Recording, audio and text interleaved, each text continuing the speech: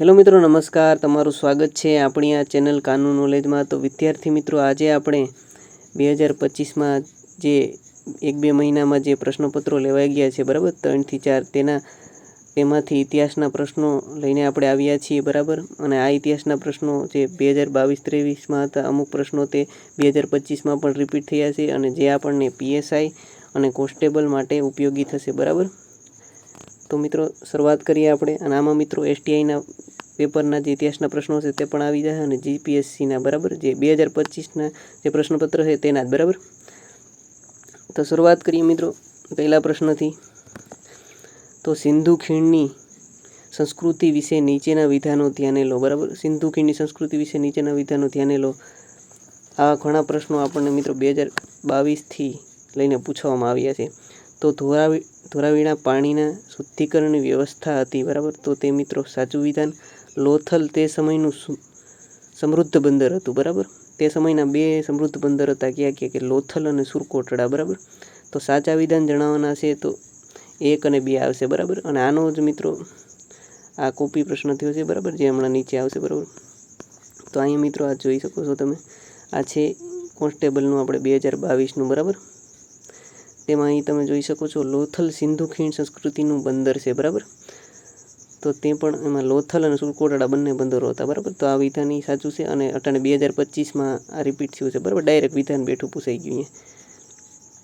પછી ઉપરનું છે, આ સંસ્કૃતિના અવશેષો સૌપ્રથમ મોહેન્જો-દડોમાંથી પ્રાપ્ત થયા હતા. તો એ ખોટું, બરાબર. તો 1921માં હડપ્પામાંથી પ્રાપ્ત થયા હતા. એટલે પેલું ખોટું છે, તો આ બધા વૈયા જાય, અને માત્ર બી જ રહેશે, બરાબર. મોહેન્જો-દડો પાકિસ્તાનમાં આવેલું છે, સાચું વાત. પછી ધોળાવીરા ગુજરાતમાં, તે પણ સાચું. તો આવા પ્રશ્નો મિત્રો પૂછાવાની શક્યતા છે, બરાબર. આપણે PSI કોન્સ્ટેબલમાં જે એનાલિસિસ કરતા હોય છે તેને પણ ઉપયોગી થશે, બરાબર, આ વિડીયો. સિંધુ ખીણની સંસ્કૃતિ અંગે નીચેના વિધાન ધ્યાને લો. જો મિત્રો પાછું આવ્યું, તેમાં પાકી ઈંટોનો મોટા પાયે ઉપયોગ થતો હતો. તો મિત્રો સાચી વાત છે. હડપ્પા ગટર વ્યવસ્થા બેજોડ હતી, બરાબર. પછી અહીં મેં થોડુંક ટાઈપિંગ મેં મારા પ્રશ્નપત્રમાં લખ્યું હતું, તે પણ આવી ગયું. મોહેન્જો-દડોમાં સ્નાનાગર અને ધોળાવીરામાં સ્ટેડિયમ, બરાબર. તો સાચા વિધાન કીધા તો બંને સાચા, બરાબર. તો તમે અહીં જોઈ શકો છો ને કે સિંધુ ખીણ સંસ્કૃતિના અંગે વિધાનો ધ્યાને લો, તો કેટલા પ્રશ્નો આ પાછા રિપીટ થાય છે, બરાબર. તો તમારે સિંધુ ખીણની સંસ્કૃતિ વિશે પણ પાકું કરવું જોઈએ. આના ઉપરથી આપણે ખબર પડે કે આપણે કેવા પ્રશ્ન કરવા. હડપ્પા અને મોહેન્જો-દારો નગર યોજનાની કઈ વિશેષતાઓ અસ્તિત્વમાં ન હતી? તો મિત્રો મોટે ભાગે ઘરો સમાન ડિઝાઇનમાં હતા. તો આ સાચી વાત છે. ઘરોનો પ્રવેશદ્વાર મોટે ભાગે બાજુની ગલીમાં ખુલતો હતો, તે પણ સાચું. અને ગટર વ્યવસ્થા તો તેમાં એનું મુખ્ય છે, બરાબર. તો તે તો સાચું. કેટલીક ઇમારતો પથ્થરથી બનેલી હતી. તો મિત્રો એ ખોટી વાત છે. પથ્થર આવી ગયું ને એ ખોટું પડી ગયું, એટલે એ બધાને ખોટું, બરાબર. અહીં પાછું આવ્યું છે, આઈ થિંક આ STIનું. સિંધુ ખીણની સંસ્કૃતિના નીચેનામાંથી કયું સ્થળ સિંધુ નદીના કિનારે આવેલું નથી? તો આપણને એ ખબર હોવી જોઈએ કે કયા સ્થળ હતા ને તે કઈ નદીના કિનારે આવેલા છે. તો પહેલાં આપણે જોઈએ તો મોહેન્જો-દડો, તો એ સિંધુ નદીના કિનારે આવ્યું. તો કાલીબંગા, તો થગ્ગર નદીના કિનારે. હડપ્પા, રાવી, કાલીબંગા, થગ્ગર, પછી હડપ્પા છે, રાવી. પણ આપણે અમરી નહોતું દેખાણું અત્યાર સુધીમાં, પણ અમરી આવ્યું, એટલે આમાં થોડું કન્ફ્યુઝન થાય, બરાબર. તો અમરી છે ને તે મિત્રો એ સિંધુ નદીના કિનારે છે, અને મોહેન્જો-દડો તો એ વિધાન આવી છે. સિંધુ નદીમાં અને પાકિસ્તાનમાં બંને આવેલા છે. તો હવે આપણે એ પણ જોઈ લે પાકિસ્તાનમાં આવેલા સ્થળો, બરાબર. એટલે પાછું પૂછાય તો હડપ્પા, મોહેન્જો, કોટદીજી, પછી સુતકોટડોર. અને મિત્રો સુરકોટડા છે એ આપણામાં, બરાબર, ગુજરાતમાં, અને સુતકોટડોર એટલે આમાં કન્ફ્યુઝ ન થવું જોઈએ. અને ચંદુદડો, બરાબર, એ પણ પાકિસ્તાનમાં. સિંધુ ખીણની સંસ્કૃતિ અંગે નીચે વિધાનો ધ્યાને લો. તો તમે જોઈ શકો છો ને કેવા પ્રશ્ન સિંધુ ખીણની સંસ્કૃતિ અંગેના વિધાનો જ આવે નીકળે. સિંધુ ખીણ સંસ્કૃતિ ઇજિપ્તની સંસ્કૃતિ અને મેસોપોટેમિયાની સંસ્કૃતિની સમકાલીન હતી, બરાબર. તો એ વિધાન સાચું છે, સમકાલીન હતી, બરાબર. સિંધુ ખીણની સંસ્કૃતિ પ્રાગૈતિહાસિક છે, બરાબર, જ્યારે ઇજિપ્તની અને મેસોપોટેમિયાની સંસ્કૃતિ ઐતિહાસિક છે, બરાબર. તો આ બંને વિધાન સાચા. તો આ વખતે આપણે પૂછી પણ શકે પાછો સવાલ કે સિંધુ ખીણની સંસ્કૃતિ, બરાબર, ઐતિહાસિક છે. અહીં ઐતિહાસિક નાખી શકે, એટલે ઉલટું કરીને પૂછે, તો તે ધ્યાન રાખવું. પછી સિંધુ ખીણની સંસ્કૃતિના અવશેષો નીચેના કઈ જગ્યાએ મળી આવ્યા હતા, બરાબર. તો લોથલ, તો એ સાચું વાત ગુજરાત. બનાવલી હરિયાણા. ચંદુદડો પાકિસ્તાન સાચું. કાલીબંગા રાજસ્થાન, બરાબર. તો બધા વિધાન સાચા. મિત્રો આ ખાલી 2025ના જ પ્રશ્નોત્તર છે, બરાબર, હિન્દીના નહીં, ઇતિહાસના. સિંધુ નદી ભારતમાંથી પસાર થતી નથી. તો મિત્રો આ વિધાન કેવું છે? ખોટું છે. અને આપણે સાચા વિધાન શોધવાના. તો પહેલું ખોટું, તો આ ખોટું અહીં વહી ગયું અને આ પહેલું વહી ગયું, એટલે આ બે વિધાન. આપણી પાસે બે વિધાન રહે. તો સિંધુ નદી ભારતમાંથી પસાર થતી નથી, બરાબર. ભારતમાંથી પસાર થાય એનો થોડોક જ ભાગ થાય. સિંધુ છે ને લદ્દાખના લેહમાંથી થોડોક જ પસાર, વધારે તો ક્યાં આવેલો છે? પાકિસ્તાનમાં, બરાબર. સતલજ, બિયાસ, રાવી, ચિનાબ નદીઓ ભારતમાં સિંધુ નદીને મળે છે. તો તે વિધાન મિત્રો કેવું છે? ખોટું છે. આ ચિનાબ છે ને મિત્રો, તેને પાકિસ્તાનમાં મળે છે સિંધુ નદી. તો અહીં ડી આપણું આવશે, બરાબર. પછી આ મિત્રો જૈન ધર્મ વિશે નીચેના વિધાનો ધ્યાને લેવાના છે મિત્રો. તો આ પણ એક ઇતિહાસનો પ્રશ્ન છે. જૈન અને બૌદ્ધ ધર્મ તો પાકો જ રાખો, બરાબર. તેના 1-2 માર્ક તો હોય જ છે. તો મિત્રો આમાં જોઈએ તો એક પ્રકારની વાંધારજી પણ કરી શકાય. તો જોઈએ તો જૈન ધર્મ ઈશ્વરના અસ્તિત્વનો સ્વીકાર કરે છે. તો મિત્રો આમ જોઈએ તો હિન્દી એનસીઆરટીમાં જોવા જઈએ, આમાં જવાબ મિત્રો આન્સર કીમાં એ આપેલો છે. પણ આમ જોવા જઈએ તો જૈન ધર્મ ઈશ્વરની માન્યતા નથી, બરાબર. જૈન ધર્મ ઈશ્વરના અસ્તિત્વનું માનતો પણ નથી. પછી જોઈએ તો તે વર્ણ વ્યવસ્થાની આલોચના કરે છે. તો તે મિત્રો આ વિધાન ખોટું છે, બરાબર. તે છે ને કર્મોના આધારે વર્ણ વ્યવસ્થાનો સ્વીકાર કરે છે, કર્મોના આધારે. અને જાતિ વ્યવસ્થાની આલોચના નથી કરતા, બરાબર. કર્મોના આધારે કરે છે. અને જૈન ધર્મમાં છે ને વર્ણ વ્યવસ્થાની નિંદા કરે છે. તો તે વિધાન ખોટું છે, બરાબર. અને એમ કીધું હોત ને અહીંયા કર્મોને આધારે, તો સાચું થાત, બરાબર. પછી જૈન ધર્મ વિશે થોડીક આપણે વાત કરી લઈએ. જૈન ધર્મ પુનર્જન્મમાં વિશ્વાસ કરે છે, બરાબર. પુનર્જન્મની માન્યતા છે તેમાં. અને બૌદ્ધ ધર્મ એને પુનર્જન્મની માન્યતા છે. જૈન ધર્મ આત્માની માન્યતા છે, બરાબર. આત્માની પણ માન્યતા છે. બૌદ્ધ ધર્મમાં મિત્રો જોઈએ તો બૌદ્ધ ધર્મમાં આત્માના અસ્તિત્વનો સ્વીકાર કરતી નથી. આત્માના અસ્તિત્વનો સ્વીકાર નથી કરતી, છતાં બૌદ્ધ ધર્મ છે ને પુનર્જન્મમાં માને છે, બરાબર. એ યાદ રાખવું. હવે આગળના સમયમાં પૂછી પણ શકે બૌદ્ધ ધર્મ આત્માનો અસ્તિત્વને સ્વીકાર કરે છે, તો એ વિધાન પણ ખોટું થઈ શકે. પહેલાં બૌદ્ધ ધર્મ છે ને મૂળભૂત રીતે નાસ્તિક છે, બરાબર. અને મહાવીર છે એ પુનર્જન્મ અને કર્મવાદમાં વિશ્વાસ કરે છે, બરાબર. તો હાલો આપણે જોઈએ આગળ. તો મિત્રો અહીં થોડુંક વાંધારજી જેવું છે, બરાબર. પણ અમુક વિકિપીડિયામાં અસ્તિત્વ વિશે સ્વીકાર કરે છે એમ કીધું છે. તો મિત્રો જોઈએ અશોકના સમયના શિલ્પ અંગે નીચેના વિધાનો ધ્યાને લો. અશોકના સ્તંભના શીર્ષ પર માત્ર સિંહના શિલ્પ જોવા મળે છે. તો આ મિત્રો વિધાન થોડીક વાર મૂકી દો અને અહીં બીજું જો એની સ્પષ્ટતા આપે પહેલા વિધાનની. અશોકના સ્તંભ પૈકી અમુક સ્તંભમાં અન્ય પ્રાણી પશુઓના પણ શિલ્પ જોવા મળે છે. તો આ સાચી વાત છે મિત્રો. તો ઉપરનું વિધાન ખોટું થાય, એની સ્પષ્ટતા આપે છે આ બીજું વિધાન. અહીંયા જવાબ આપી દે. જવાબ બીજું તો અન્ય પ્રાણી જેમ કે દોડતો ઘોડો છે, હાથી છે, બરાબર. તો બીજું વિધાન સાચું. આગળ જોઈએ મિત્રો. સિદ્ધરાજ જયસિંહના પ્રોત્સાહનથી થકી કઈ કળાનો પ્રારંભ થયો હતો? મિત્રો આ બધાને ખબર છે પટોળા વણાટકામ, પણ ઇતિહાસનો હતો, હેલો હતો, પણ લઈ લીધો મેં. આ આવ્યો મિત્રો 1 નંબરનો પ્રશ્ન. ગાંધાર શિલ્પકળા વિશે નીચેના વિધાન ધ્યાને લો. આ કલા શૈલી હેઠળ શિલ્પો ગ્રીકો રોમન શૈલીના હતા. આના ઉપર હમણાં આગળ આપણે જોઈશું હજી. તેમાં વિવિધ જૈન તીર્થંકરોના શિલ્પો બનાવવામાં આવેલા હતા. હવે મિત્રો તમે વિચાર કરો, ગાંધાર હતી તક્ષશિલા, બરાબર. એ બૌદ્ધમાં આવતું આપણે, પણ અહીંયા જૈન આપી દીધું. એટલું આપણે ખબર પડી જાય, આપણે કોમન સેન્સ હોઈએ તો, બરાબર. પહેલું વિધાન સાચું થાય, બીજું ખોટું થાય, બરાબર. તેમાં છે ને તમે આગળ હમણાં જોશું આપણે, અહીંયા હાર્યું જરૂર, બરાબર. ગાંધાર છે ને, ગાંધાર મૂર્તિકલા જેને ગ્રીકો બુદ્ધ કલામાં કહે છે, બરાબર. અને ગ્રીકો રોમન કલા શૈલી પ્રભાવ સ્પષ્ટ રૂપે દેખાઈ આવે છે. આ ગાંધાર મૂર્તિકલાના વિશે તમે આપણે હજી થોડીક જાણકારી જોઈએ તો गांधार कला में ग्रीक और रोमन कला के साथ साथ भारतीय कला का भी प्रभाव है, बराबर. ग्रीक સાથે ભારતીય કલાનો પણ પ્રભાવ જોવા મળે છે. પછી गांधार कला का केंद्र उत्तर पश्चिम भारत और अफगानिस्तान में है, बराबर. उत्तर पश्चिम भारत અને અફઘાનિસ્તાનમાં પણ છે. તેના પ્રમુખ કેન્દ્રો જોઈએ તો તક્ષશિલા, પેશાવર, બામિયાન વગેરે ગાંધારના પ્રમુખ કેન્દ્રો છે. અહીં મિત્રો થોડી એક્સ્ટ્રા માહિતી છે, બરાબર. તમે પોઝ કરીને વાંચી શકો છો, જે આપણે ઉપયોગી થઈ શકે. ગાંધાર કલા અહીં મિત્રો गांधार मूर्तिकला के बारे में पूरे रंग को पत्थरों का उपयोग किया जाता था। આ પણ ઉપયોગી છે મિત્રો। કુષાણ શાસક કનિષ્કોની ગાંધાર કલાનો સંરક્ષક મનાતો। પછી અહીં મિત્રો આ પણ એક વાંધા અરજી જેવો પ્રશ્ન છે। કૌટિલ્ય દ્વારા લખવામાં આવેલ પુસ્તક અર્થશાસ્ત્ર વિશે નીચેના વિધાન ધ્યાન। તો આ પુસ્તક સંસ્કૃતમાં હતું, તો સાચું વિધાન તો પહેલું સાચું છે, તો આ ખોટું થાય બરાબર। અહીંયા પણ પહેલું છે।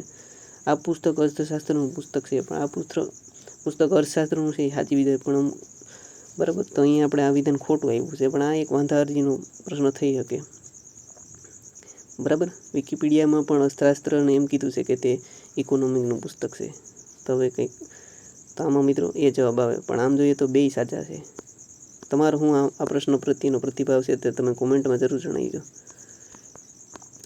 જૂનાગઢમાં આવેલા ગિરનારના શિલાલેખ વિશે નીચેના વિધાન ધ્યાને લો। તે સુદર્શન તળાવનો ઇતિહાસ વર્ણવે, તો સાચું છે। સુદર્શન તળાવનું નિર્માણ ચંદ્રગુપ્ત મૌર્યના શાસન દરમિયાન થયું હતું, તો સાચું વાત। શિલાલેખોમાં અશોકના 14 આજ્ઞાઓ છે, તો સાચું। તો તેની વિધાન સાચા મિત્રો। આ સારો પ્રશ્ન હતો ને સરળ હતો।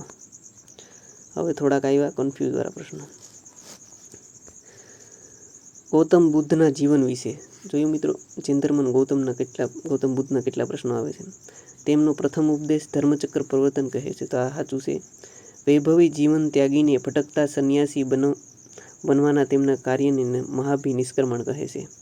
જો ધર્મચક્ર પ્રવર્તનને મહાભિનિષ્ક્રમણ એટલે ગૃહત્યાગ કર્યું, અને મૃત્યુ છે ને નિર્વાણ એટલે મહાપરિનિર્વાણને મૃત્યુ બરાબર, એને મૃત્યુ થયું હતું ને એને મહાપરિનિર્વાણ કહે છે। તો આ મિત્રો બે વિધાન સાચા। અશોકના શિલાલેખોમાં સૌથી વધુ વપરાતી લિપિ કઈ છે? તો બ્રાહ્ણી લિપિ છે ને સૌથી જૂની લિપિ છે બરાબર। અશોકના શિલાલેખોની લિપિઓ જોઈએ તો બ્રાહ્ણી, ગ્રીક, ખરોષ્ટી, આર્કમાઇટ લિપિઓનો ઉપયોગ થયો છે, તો આ વિધાન ધ્યાન રાખો બરાબર। સૌથી વધુ વપરાતી તો કે બ્રાહ્ણી લિપિ। અશોકના વધારે પડતા શિલાલેખો છે ને પ્રાકૃત ભાષામાં છે, પાલીમાં નથી હોય, યાદ રાખવું। અને અમુક વખત એવો પ્રશ્ન પણ પૂછે અશોકના શિલાલેખો કઈ લિપિમાં છે, તો આ યાદ રાખવું બ્રાહ્ણી, ખરોષ્ટી, આર્કમાઇટ લિપિ બરાબર, અને ગ્રીક। પાલી આપ્યું હોય તો એ કેન્સલ કરી દો। પ્રાચીન સમયમાં ગુજરાત પર શાસન કરનાર રાજાઓનો સાચો કાલક્રમ પસંદ કરો। તો મિત્રો અહીં જો મૌર્ય, ઇન્ડો ગ્રીક, શક એટલે ક્ષત્રપ બરાબર, અને હુણો બરાબર। હમણાં એમ કીધું હોત ને સુગ, તો સુગ અહીં આગળ આવે મિત્રો અહીંયા બરાબર। તમને અહીં સ્ક્રીન ઉપર પણ દેખાતું હોય છે આખું, તેનું સ્ક્રીનશોટ લઈ લેજો બરાબર મિત્રો। આ પ્રશ્ન છે ને એ 1 નંબરનો પ્રશ્ન છે મિત્રો। 2-3 વખત રિપીટ થયો, હમણાં તમને જોવા મળશે આગળ પાછો હેઠે પણ રિપીટ થયો, STIમાં થયો અને પાછો 2025માં પાછો પણ થયો, અને આગળના પ્રશ્નપત્રમાં પણ થયો છે। અજંતા ગુફાઓ વિશે નીચેના અજંતા ગુફાઓ સદ્રાહીન ટેકરીમાં વાઘોર નદીના કિનારે આવેલી છે, તો સાચું। અજંતા ગુફા સાતવાહક અને વાટાકોટ શાસન દરમિયાન ખોદવામાં આવી હતી। અહીં નથી હોત ને મિત્રો તો ખોટું વિધાન ના થાત બરાબર, એટલે આવનારા સમયમાં અહીં નથી પણ આવી શકે, તો અહીંયા ધ્યાન રાખજો। રિપીટ થયો એટલે બધે સાચા પડી છે, અને 1 અને 2 બંને સાચા। હવે જોઈ લો મિત્રો એ રિપીટ થયો પ્રશ્ન। આગળ શું હતું? અજંતા ગુફાઓ સદ્રાહીન ટેકરીમાં આવેલી છે અને વાઘોર નદીના કિનારે હતી, અને અહીં ખાલી વાઘોર નદી કાઢી નાખી। અજંતાની ગુફાઓ ફક્ત બૌદ્ધ ધર્મ સાથે સંકળાયેલ છે, તો એ સાચી વાત છે। અજંતામાં કેટલી ગુફાઓ છે? 29 ગુફાઓ છે બરાબર લગભગ, અને 25 છે ને મિત્રો 4 છે એ પ્રાર્થના કરવા માટે, અને 25 છે એ આરામ કરવા માટે છે। અજંતા ગુફાઓ સાતવાહન અને વાટાકોટ આ પણ બેઠી લીટી અહીં આવી ગઈ દેખાય, તો આ પણ ધ્યાન રાખવું બરાબર।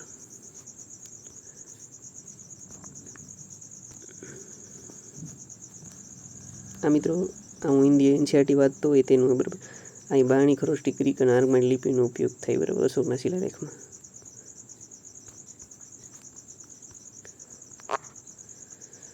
કયા મહાન રાજાએ હર્ષવર્ધનને હરાવ્યો હતો? તો મિત્રો આ બધાને ખબર છે, પુલકેશી બીજું બરાબર। હવે આવ્યો મિત્રો મસ્ત એવો પ્રશ્ન। નીચેના પૈકી કયા મહાજન પદ ભારતીય વર્તમાન સીમાની બહાર આવેલા છે? બહાર એટલે ભારતની બહાર આવેલા છે તે, તો અહીં મિત્રો અંગ તો કે ચંપા બિહાર। આ એક આવડતું એટલે તો આપણે આ એક અહીંયા છે અને એક અહીંયા, તો આમાં નથી બરાબર। તો આ એક તો ભારતમાં છે, તો આ 2 વૈયા થઈ, આપણે બહારના ગોતવાના। મત્સ્ય તો વિરાટનગર, એ પણ ભારતમાં। ગાંધાર તક્ષશિલા આ બધાને ખબર હોય, ગાંધાર તક્ષશિલા પાકિસ્તાન, તો 4 વાળા કેટલા છે? અહીંયા પણ 4 વાળું, અહીંયા 4 વાળું, પણ આ 1 છે એ તો આપણું ભારતનું છે, બરાબર. હજી આપણે જોઈએ આગળ, કંબોજ તો લાજપુર એ પણ પાકિસ્તાન, અને 3 અને 4 આવશે, બરાબર. તો અહીંયા આપણો ડી જવાબ આવી ગયો.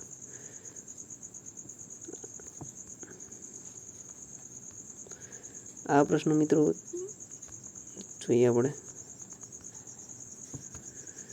નીચેના રાજાઓમાં કોણ બૌદ્ધ ધર્મ ધર્મને સમર્થન આપ્યું ન હતું? તો મિત્રો આપણે જોઈએ ને તો અશોકે તો આપ્યું હતું, કનિષ્ઠે પણ આપ્યું હતું, અને આમાં આન્સર કીમાં આપ્યું હતું ને, એમાં આન્સર કીમાં જવાબ આપ્યો હતો ચંદ્રગુપ્ત મૌર્ય, પણ આમાં છે ને 2 બેનો આવે. અમુક બુકમાં ચંદ્રગુપ્ત મૌર્યને આપ્યું છે એમ કહે છે, અમુક આમાં બિંદુસાર તો ન જ આવે, બરાબર. એનું કારણ એ છે, જો બૌદ્ધ ધર્મના અનુયાયી કોણ હતા? કનિષ્ઠ, હર્ષવર્ધન, બિંબિસાર, અશોક, પ્રજનસિંહ, ઉદયન ને ગોપાલ, બરાબર. અહીંયા બિંદુસાર, આ બિંબિસાર છે ને બિંદુસાર, બરાબર. તો આ લગભગ 2 નો આવે, આ પણ વાંધા અરજી જેવો પ્રશ્ન છે.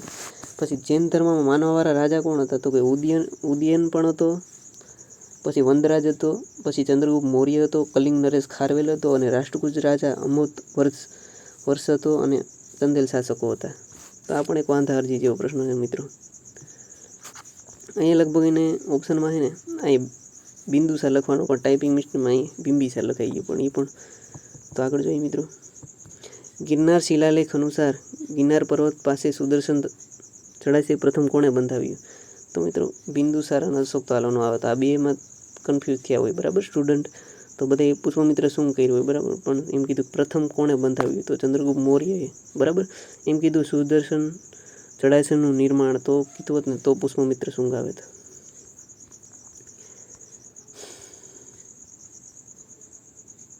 મિત્રો આ વિડીયો તમારા માટે અને મારા માટે પણ ઉપયોગી છે, બરાબર. એટલે પ્લાસીનું યુદ્ધ વિશે નીચેના વિધાનો ધ્યાને લો. તો આ એક પ્રશ્ન સારો છે. પ્લાસીનું યુદ્ધ રોબર્ટ ક્લાઇવ અને સિરાજુદ્દૌલામાં, બરાબર, 27 જૂન 1757.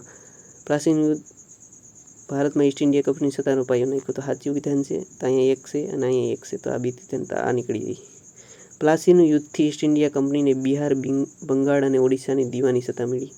તો આ એક ગાપું છે, બરાબર. તો ખોટું વિધાન છે. હવે એનું કારણ, પ્લાસીની યુદ્ધથી નહોતી મળી, બરાબર. 1764માં બક્સરનું યુદ્ધ થયું હતું, બરાબર. અને એ બક્સરના યુદ્ધને સમાપ્ત કરવા માટે 1765માં અલ્હાબાદ સંધિ થઈ હતી, અને આ જ સંધિમાં બિહાર, બંગાળ અને ઓડિશાની દીવાની સત્તા મળી હતી, બરાબર. કોને? ઈસ્ટ ઇન્ડિયા કંપનીને. તો 1705 અહીંયા એમ કીધું હોત ને અલ્હાબાદ સંધિ હતી, બરાબર, બંગાળ, બિહાર અને ઓડિશાની દીવાની, તોય સાચું થાત. તો અટાણે ફક્ત એક જ સાચું થયું. પછી છે, અહિંસાનું મૂલ્ય નહીં સમજનાર લોકોના હાથમાં સત્યાગ્રહનું શસ્ત્ર મૂકીને હિમાલય જેવડી ભૂલ કરીને ગાંધીજી આ વિધાન ક્યાં સમજ? તો ચોરાચોરી સત્યાગ્રહ, બરાબર. એ તો બધાને ખબર હશે. તો આગળ જોઈએ આપણે મિત્રો. હવે આવ્યું વેદ વિશે. આગળ આપણે જોશું. એક જ મિનિટ મિત્રો, મારી એનસીઆરટી બુક છે ને એનો સ્ક્રીનશોટ પણ સાથે. વેદો વિશે નીચેનો, આ તો બધાને ખબર હશે. સામવેદ, સંગીતની ગંગોત્રી, સાચું. તો આ પહેલું સાચું, બરાબર. પછી જોઈએ તો અર્થવેદ યજ્ઞનો વેદ છે. તો આ મિત્રો વિધાન તદ્દન ખોટું છે. અહીં તમે હેઠે જોઈ શકો છો. યજ્ઞવેદ, યજુર્વેદ છે ને યજ્ઞનો વેદ છે. તેમાં બલિદાન વિધિનું વર્ણન પણ છે, બરાબર. સામવેદ અહીં સંગીતનું, બરાબર, બંનેનું છે, બરાબર. તો પેલું વિધાન સાચું, બીજું ખોટું, બરાબર. અહીં યજુર્વેદ આવે. પછી છે મિત્રો, નીચેના વિધાનો ધ્યાને લો. ઋગ્વેદ સમાજ વિધવા પુનર્લગ્ન પ્રચલિત હતા. ઋગ્વેદ સમાજમાં બાળ લગ્ન પ્રચલિત ન હતા, બરાબર. આ 2 વિધાનો આપેલા છે. તો આપણે ડાયરેક્ટ અહીં જોઈએ, બરાબર, આપણી એનસીઆરટીમાં હિન્દી. તો મિત્રો ઋગ્વેદ સમાજમાં વિધવા લગ્ન બરાબર પ્રચલિત હતા. તો અહીંયા તમે જોઈ શકો છો, વિધવા હતી ને એના મૃતક ભાઈ હોય ને મૃતક ભાઈના, એટલે એનો નાનો ભાઈ હોય એની સાથે વિવાહ કરતી, એટલે એના દેર સાથે, બરાબર. એટલે ઋગ્વેદમાં પુનર્લગ્ન પ્રચલિત હતા, અને બાલ વિવાહ એવો પડદા પ્રથા પ્રચલિત નથી, એટલે કે ઋગ્વેદ સમાજમાં છે ને બાળ લગ્ન પ્રચલિત ન હતા, બરાબર. તો બંને વિધાન સાચા છે, બરાબર. આગળનો પ્રશ્ન મિત્રો જોઈએ. બૌદ્ધ સાહિત્ય પ્રાકૃત ભાષામાં હતું, બરાબર. તો મિત્રો ખોટું વિધાન છે આ. બૌદ્ધ તો બરાબર પ્રાકૃત ભાષાનો આવે, એ તમે જોઈ શકો છો, પાલી ભાષા આવે, બરાબર. પછી છે, ગુલામ સૈનિકો અને દેવદારોનો બૌદ્ધ ધર્મમાં પ્રવેશ ન મળતો. આપણે જાણીએ છીએ કે આવા આપણે આમ આપણે માનસિક રીતે જ આપણે વિચારીએ ગુલામ, પછી સૈનિકો, દેવદાર અને બૌદ્ધ ધર્મ પ્રવેશ ન મળતો, બરાબર. તો તે વિધાન સાચું છે, બરાબર. અને આ પ્રાકૃત છે અહીંયા પાલી આવે, બરાબર. બૌદ્ધ સાહિત્યમાં પાલી ભાષા, એટલે પહેલું વિધાન ખોટું, બીજું સાચું. એટલે આગળ જોઈએ મિત્રો. પછી અહીંયા હજી એક છે મિત્રો, જોઈ લઈએ આપણે. પછી મિત્રો બુદ્ધના એટલે કે અનુયાયી શાસક કોણ હતા? તો કે બિંબિસાર, પ્રસેનજીત, ઉદયન, બરાબર. આપણે આગળ જોઈ લીધું છે. આ મિત્રો એક સારો પ્રશ્ન છે. મહાવીર અને ગૌતમ બુદ્ધના અનુયાયીઓ માટે નૈતિક આચાર સંહિતા એકદમ સમાન હતી, બરાબર. તો મિત્રો આપણે સાચું નથી, બરાબર. એટલે ખોટા વિધાન ગોતવાના છે આપણે. તો પેલું વિધાન ખોટું છે, બરાબર. આમ જોઈએ તો વિકિપીડિયા અને બુકમાં બંનેમાં અલગ અલગ આપેલું છે, બરાબર. એકમાં એમ આપેલું છે કે સમાન છે ને એકમાં નથી, બરાબર. પણ આ પણ એક વાંધાજનક પ્રશ્ન કહી શકાય. મહાવીર અને ગૌતમ બુદ્ધ એ બેન સમકાલીન હતા, તો ત્રીજું વિધાન સાચું છે, બરાબર. આમાં અને આમાં, બરાબર. તો ત્રીજું સાચું છે, તો આપોઆપ આ બે ખોટા થઈ જાય. એટલે પહેલું અને બીજું, બરાબર. બીજું શું કામ ખોટું છે મિત્રો? તો જોઈએ આપણે. મહાવીરે શીખવ્યું કે વ્યક્તિએ વૈભવી અને તપસ્યા બંનેનો અતિરિક્ત ટાળવો જોઈએ અને મધ્ય માર્ગ, બરાબર. જોઈએ આપણે બીજું વિધાન સાચું કઈ રીતે હોત? તો મહાવીર મધ્યમ માર્ગની હિમાયતી કરી હતી, ત્યારે તેઓ વૈભવ અને સંન્યાસ બંનેના અતિરિક્તને ટાળવાને બદલે તપ અને દેહ ત્યાગનો મોક્ષ માટે જરૂરી માનતા હતા, બરાબર. માનતા હતા.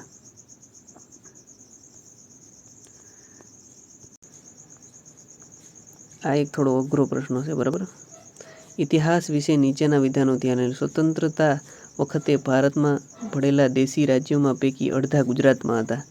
તો આ વિધાન મિત્રો કેવું છે? ખોટું છે. હવે જોઈએ આપણે. આઝાદી સમયે ભારતમાં જોડાયેલા ઘણા મૂળ રાજ્યો ગુજરાતના હતા, પરંતુ તેમાંથી અડધા ગુજરાતમાં હતા એમ કહેવું યોગ્ય નથી, બરાબર. તો આ વિધાન ખોટું છે. પછી 1948માં યુનાઇટેડ સ્ટેટ ઓફ કાઠિયાવાડની રચનાએ ગુજરાતની જોડવાની દિશામાં પ્રથમ પગથિયું હતું. તો એ વિધાન સાચું છે, બરાબર. તો જોઈએ આપણે. આ પ્રક્રિયા દ્વારા પટેલે જાન્યુઆરી 1948માં તેમના વતન ગુજરાતના કાઠિયાવાડ વિકલ્પના, બરાબર, 222 રાજ્યો સૌરાષ્ટ્રના રજવાડામાં એકીકરણનું નેતૃત્વ કર્યું અને તે પછીના વર્ષ 6